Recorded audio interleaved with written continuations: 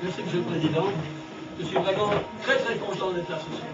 Et surtout content de parler de ce sujet. Et surtout content de parler de ce sujet, l'Europe et Strasbourg. J'apprécie particulièrement que ce thème soit rentré dans les campagnes municipales. Certes, l'Europe à Strasbourg, c'est une question nationale. L'Europe à Strasbourg est aussi une cause municipale.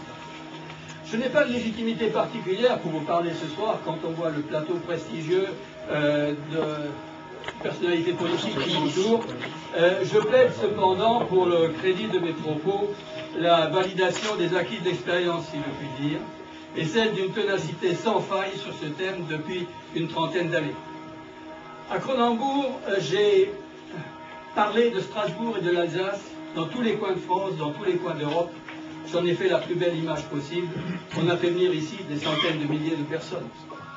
À la place des Halles, j'ai vu les décors de ce problème, sous l'angle de la proximité, sous l'angle des éléments d'attraction et de répulsion, sous l'angle de la sociologie urbaine, sous l'angle du commerce de centre-ville, enfin sous l'angle de ce qui fait notre actualité de vie tous les jours ici à Strasbourg.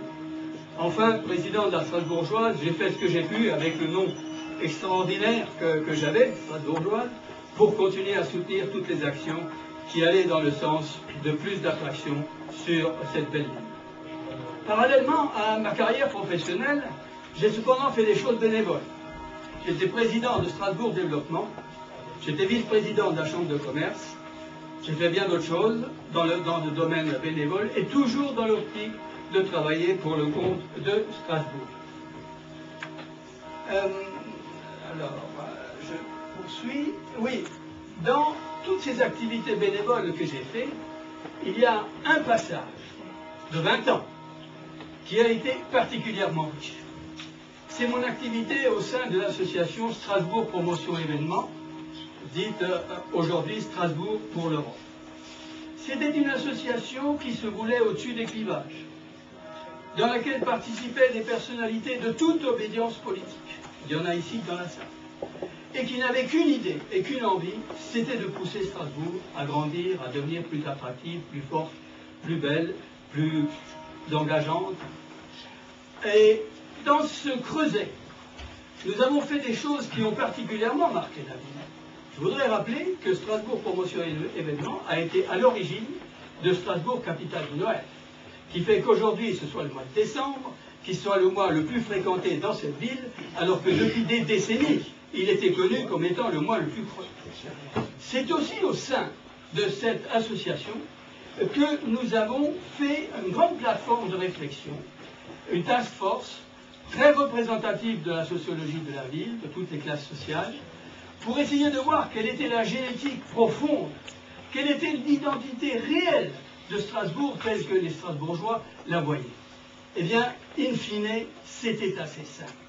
Pour les Strasbourgeois, Strasbourg, c'était plus qu'une ville.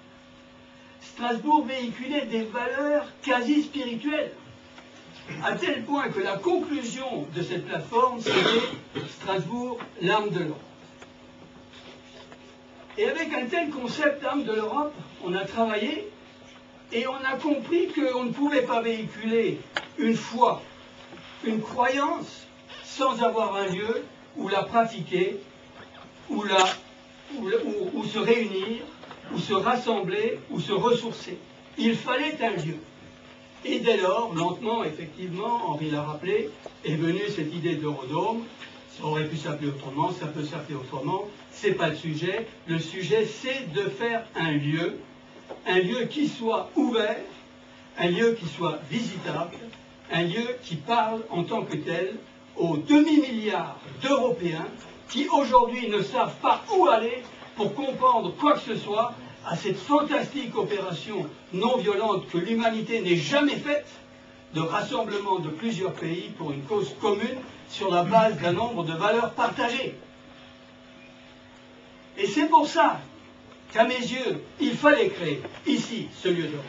D'ailleurs, ce n'était pas seulement à mes yeux, puisque nous avons fait un sondage ici auprès des Strasbourgeois, sondage publié dans les DM en 2003, 85% des Strasbourgeois étaient pour un tel lieu à Strasbourg.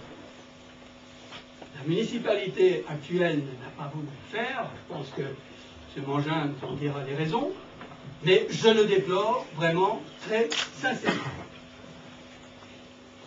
L'Europe, c'est plus que des pays. C'est plus qu'une zone de libre-échange. C'est plus qu'un espace économique. L'Europe, c'est un ensemble de valeurs. Et donc ce lieu, pour moi, il servait essentiellement à expliquer que les préoccupations fondamentales de la quotidienneté dont nous parlons aujourd'hui dans les campagnes municipales, chômage, sécurité, pouvoir d'achat, et patali écologie, et tout ça, ces préoccupations fondamentales ne pourront jamais plus être résolues par un pays de l'Union seul, quel qu'il soit. Tous ces problèmes sont liés.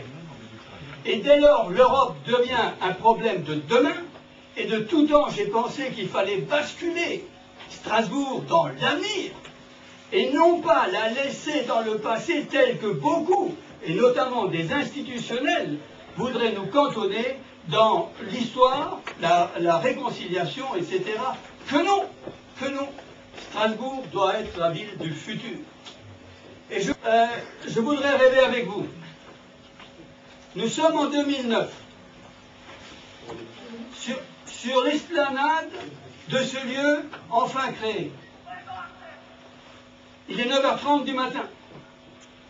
Une personnalité importante de la ville est en train de lever les couleurs d'Europe avec à ses côtés un délégué d'un des pays, puisque selon un calendrier qui a été réparti, tous les pays, chaque semaine, passeront ici et seront représentés et viendront à Strasbourg pour représenter leur pays. Cette levée des couleurs se fait dans une ambiance extraordinairement prenante, puisqu'elle se fait en écoutant l'hymne européen avant d'écouter l'hymne du pays en question. Il se fait devant la flamme européenne qui brûle indéfiniment maintenant à Strasbourg, et surtout devant une stèle merveilleusement sculptée sur laquelle on a reporté quelques phrases clés de la valeur des chartes des droits fondamentaux. La paix, la solidarité, etc. Des phrases qui parlent. Et il est impressionnant de voir les gens. Il y en a de tout âge, mais il y a surtout les jeunes. Et ils sont venus à Strasbourg parce que Strasbourg a ressuscité le chemin des grands itinéraires. Nous avons toujours été sur la ligne des grands itinéraires. Strasbourg a ressuscité ce chemin.